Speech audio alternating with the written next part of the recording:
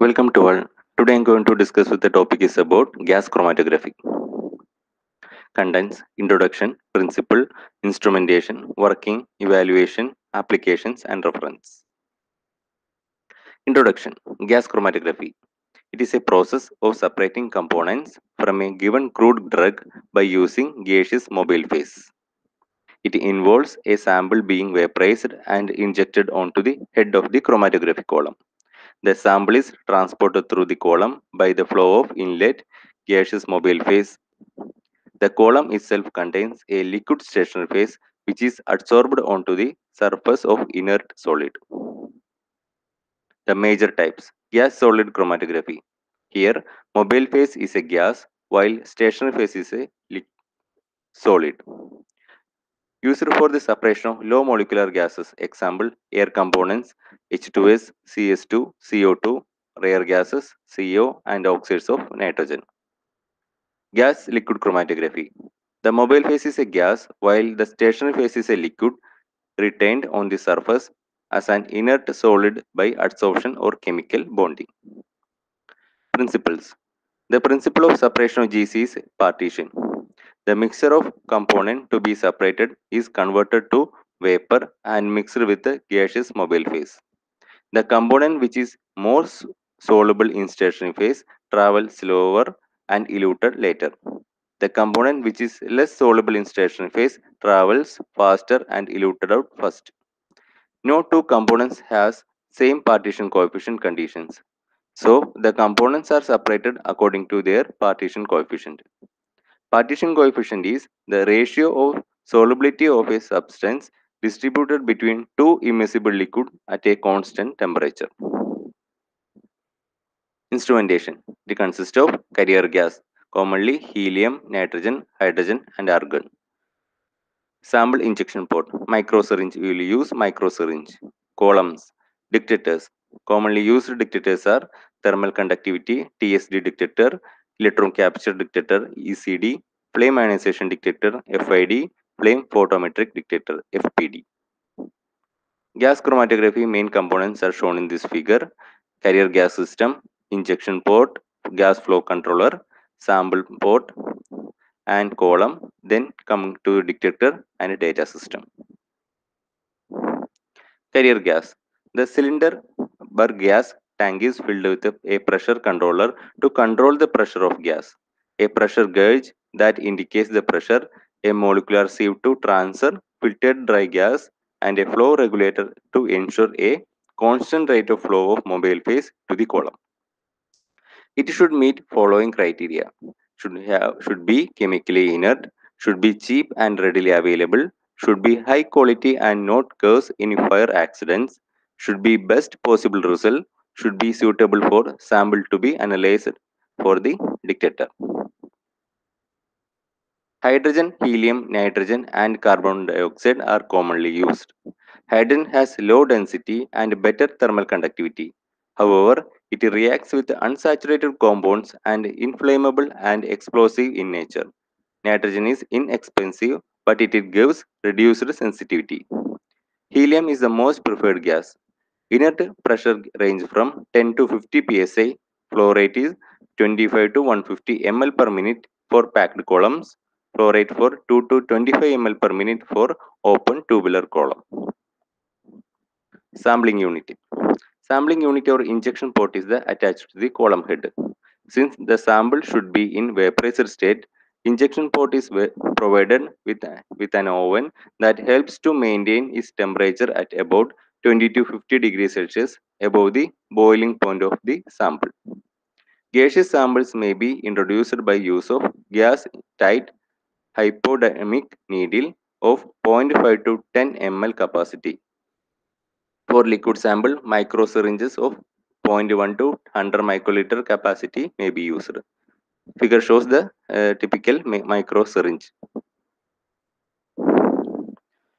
Injections of the sample into the capillary column. Split injections.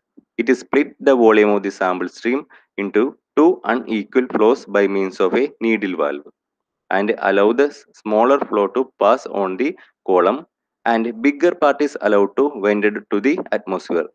This technique is not suitable when highest sensitivity is required. Splitless injectors. They allow all the sample to the pass through the column for loading. Sample should be very dilute to avoid overloading of the column, and a high capacity column such as SCOT or heavily coated WCOT columns should be used. Commonly, the splitless injectors used for uh, environmental samples we can inject using this splitless injectors column. On column injectors, a syringe with a very fine coarse needle is used. Air cooled to minus 20 degrees Celsius below boiling point of the sample. After then, the warmer air is circulated to vaporize the sample. Automatic injectors for improving the reproducibility, and if a large number of samples are to be analyzed or operation is required without the attendant, automatic injectors are used. The solid sample are introduced as a solution or sealed glass ampule crushed in a gas stream with the help of gas tight plunger, and sample gets vaporized and flows into the column under influence of carrier gas stream. Column unit. The columns are of different types, shapes and size that include U-tube type or coiled helix type. They are mainly made up of copper, stainless steel, aluminum, glass, nylon, and other synthetic plastics. Support material. Its main function is to provide mechanical support to the liquid phase. An ideal support should have a large surface area, chemically inert, should get uniformly wet with the liquid phase, should be thermostable. Commonly used solid phase are diatomaceous earth or Kegler gas beads, porous polymers, sand, etc. Liquid phase. It should have following requirements. It should be non-volatile, should have high decomposition temperature, should be chemically inert, should possess low vapor pressure at the column temperature, should be chemically and structurally similar to that of solute, that is polar for polar solute. Examples of different liquid phases. Category and examples are shown in this table. Non-polar hydrocarbons, polar compounds, and liquid having hydrogen bonding. Types of columns. There are two general types of columns. Packed columns. In gas liquid chromatography, they are densely packed with finely divided inert solid support material. Diatom is earth coated with a liquid stationary phase. In gas solid chromatography, the columns are packed with adsorbents or porous polymers. Length 1.5 to 10 meter. Internal diameter is 2 to 4 millimeter. Capillary column 10 to 100 meter. Inner diameter is usually 0.1 to 0.5 millimeter. It is mainly two types. Wall coated columns consist of a capillary tube. Whole wall are coated with a liquid stationary phase. Support coated columns SCOT. The inner wall of the capillary is lined with a thin layer support of the material such as diatomaceous earth into which stationary phase has been adsorbed. It is also known as PLOT, porous layer open tubular columns. SCOT columns are generally less efficient than WCOT columns. Both types of capillary columns are more efficient than packed columns. Figure shown is particular porous layer open tubular column, packed capillary column, and wall coated open tubular column. Equilibrium of the column. The packed columns are equilibrated before introduction of the sample. This is done by allowing continuous flow of heated carrier gas through the column for a specific duration time, commonly 24 hours, at prescribed temperature. Ideally, prepared and condition the column show to zero baseline on the recorder up to the passage of carrier gas alone. Column temperature. This can be controlled by jackets equipped with the vapors of a boiling liquid, electrically heated metal blocks, or circulating air bath. Compounds of low BP boiling point in eluted at a low temperature. Compounds with a higher boiling point boils at the higher temperature, resulting in broader and shallower peaks. Require temperature programming. Dictators. The eluted solute particles along with the carrier gas exit from the column and enter to the dictator. The dictator then produces electrical signals proportional to the concentration of the components of solute. The signals are amplified and recorded as the peak at intervals on the chromatograph. Properties of an ideal dictator should be sensitive, operate at high temperature, at most 0 to 400 degrees Celsius, stable and reproducible, linear response, wide dynamic range, fast response, simple and reliable, non-destructive, uniform response to all analytes. Coming to the thermal conductivity dictator, TCD is based upon the fact that heat loss from a filament depend upon the thermal conductivity of the stream of surrounding gas as well as specific heat. When only carrier gas flows, heat loss to metal block is constant, filament T remains constant. When an analyte species flows past the filament, generally thermal conductivity changes. Thus, resistance changes which sensed by Wheaton's bridge arrangement. The imbalance between control and sample filament temperature is measured and signal is recorded.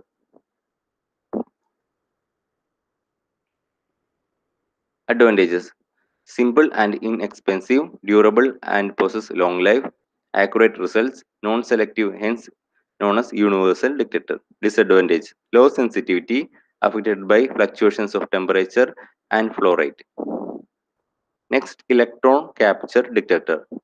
Molecules of compounds which possess affinity for the electrons differ in their electron absorbing capacities.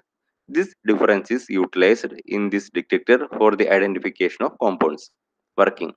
A foil made up of radioactive metal like nickel 63 is placed inside the Teflon coated cell, which also contains a cathode and an anode. In the absence of organic species, the produced electrons migrate towards the positive electrode and produce a certain constant standing current. When a sample or elutant is present at captures of electrons elute from column, there is a drop in this constant current. The potential across two electrodes is adjusted to collect all ions and steady saturation current is therefore recorded. Schematic typical electron gap detector is shown in this figure. Advantages: highly sensitive for the detection of compounds like halogens, quinones, peroxide, nitrates, etc.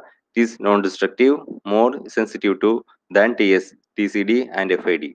Disadvantages: least sensitive to compounds whose molecules is negligible affinity for electrons. Carrier gas used should be pure from like pure nitrogen. Pure form like pure nitrogen. Next, flame ionization detector. This employs the hydrogen flame that is maintained in a small cylindrical jet made up of platinum or quartz.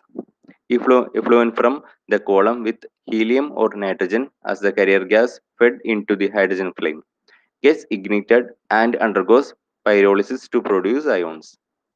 For detection of these ions, are used that provide a potential difference. The ions produced are repelled by the positive electrode which hit the collector plate. The current produced in doing so it's amplified and fed to the appropriate recorder. Schematic flame ionization detector shown in this figure. Flame photometric detector. It is selective detector that is response to compounds containing sulfur or phosphorus. The detection principle is the formation of excited sulfur and excited hydrogen phosphorus oxide species in a reducing flame. A photomultiplier tube measures the characteristic chemiluminescent emission from these species. The optical filter can be changed to allow the photomultiplier to view light at of 394 nanometer of sulfur measurement or 526 nanometer for phosphorus. Application. For the dictation of heavy metals like chromium, selenium, tin, etc., and inorganic compounds. Also, analysis of pesticides called hydrogenated products as well as air and water pollutants. Working. Fill the syringe with a sample. Record the setting, that is column temperature, dictator temperature, and injection port temperature. Introduce the sample onto the injection port by completely inserting the needle into the rubber septum. Note down the injection time. The sample gets vaporized due to higher temperature of the injection port and is swept into the column by carrier gas. These sample components now get distributed between the gas and stationary liquid phase depending upon their solubilizing tendencies. The components with minimal solubility move faster and those with the maximum solubility travel slowly. The components leaving the column activate the detector and recorder to give a plot. Chromatograph of 5-component mixture shown in this figure. The components that slowly leave the column give the bell-shaped curve, shorter peak, while the one which travels faster gives bluntly pointed curve, larger peak. The above graph, the component that first emerges out the column, component 4, gives by 2, 5, 3, and 1. The area under the curve is determined in order to obtain the percentage composition of a mixture. Evaluation. Height equivalent to theoretical plate. It is the distance on the column in which equilibrium is attained between solute in the gas phase and solute in liquid phase. Larger number of theoretical plates divided by smaller the height equivalent to theoretical plates, the more efficient to the column of for the separation. Retention time defined as the absolute time taken by the sample to show maximum peak after injecting. So also we can tell that is a time elapsed between introduction of sample into the column and elution of components. Retention volume defined as the volume of the gas required to elute about half of the solute through the column. Applications. By comparing the retention time or volume of the sample of the standard by collecting the individual components as emerge from the chromatograph and identifying these components by other methods like UV, IR, and NMR. Qualitative and quantitative analysis. Area under a single component elution peak is proportional to the quantity of dictated component or response factor of the dictator. It is done by direct comparison method and calibration curve. A graph is plotted by taking peak areas on y-axis and concentration of standard compound on x-axis. The concentration of unknown sample is then determined by plotting its peak area on same graph. Internal standard method. A known concentration of internal standard which has similar retention time characteristics as that of the sample is added to both the reference standard and test sample. And pharmaceutical applications. Miscellaneous applications. Analysis of food like carbohydrates, proteins, lipids, etc. Pollutants of like formaldehyde and DDT, benzene, carbon monoxide, etc. Reference. Thank you.